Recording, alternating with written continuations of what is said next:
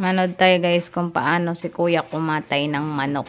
Napakasimple lang para sa kanila. Ba't sa atin pang nagkatay tayo ng manok, ang hirap-hirap magkatay.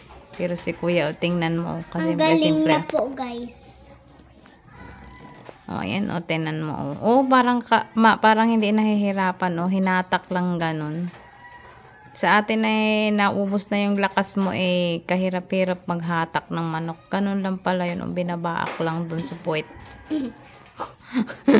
Tapos yung pinutol na ba't pag ako nagkakatay, hirap na hirap ako maghila mula dun sa hanggang dun sa dibdib.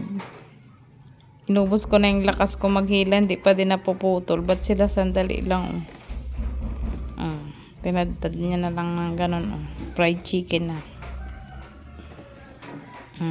Manood tayo kung ganun pala yun ginagayat lang doon tinatanggal yung balat para hindi mahirap. Sa pitso naman tinan nga na ba't tinatanggal nila yung balatan. Ito naman may bilang pa 2 3 4 5 diba 250 isang buong manok. Mahal na ngayon. Kailangan na mag-alaga ng manok. Kung hindi, di ka na makakain ng manok. Masarap po kayo yan.